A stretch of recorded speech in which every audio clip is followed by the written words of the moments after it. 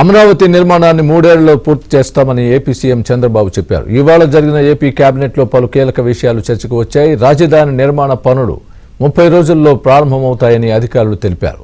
రాజధాని నిర్మాణానికి మొత్తం 31,000 కోట్ల రూపాయలు సిద్ధంగా ఉన్నాయని ఈ సందర్భంగా చంద్రబాబు వెల్లడించారు. ప్రపంచ బ్యాంకు నుంచి 15,000 కోట్లు, హడ్కో నుంచి 16,000 కోట్లు మంజూరయ్యాయని అధికారులు వివరించారు.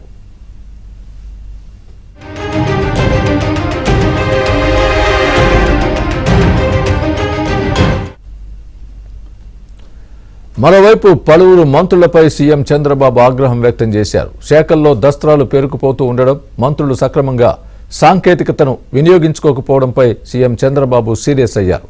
తాను మంత్రుల పనితీరును ప్రత్యేకంగా మానిటర్ చేస్తున్నానని చెప్పారు.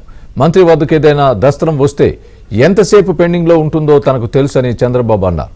కొంతమంది ఇన్ఛార్జి మంత్రులు ఇంకా జిల్లాలకు వెళ్లకపోవడంపై ఆగ్రహం వ్యక్తం చేశారు.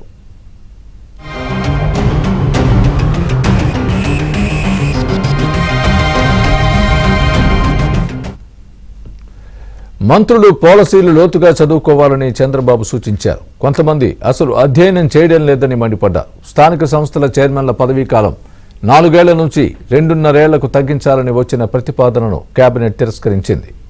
ఏపీ కేబినెట్లో సమస్యల పరిష్కారానికి రెవెన్యూ సదస్సులు కొనసాగించాలని నిర్ణయించారు. ఏపీ మంత్రివర్గ సమావేశం ముగిశాక ఢిల్లీ పరిణామాలు, తాజా అంశాలపై చర్చ జరిగింది. ఈ సందర్భంగా పార్లమెంట్లో జరిగిన పరిణామాలను ఫోన్లో కేంద్ర మంత్రి రామ్మోహన్ నాయుడు మంత్రి నారా లోకేష్ కు వివరించారు.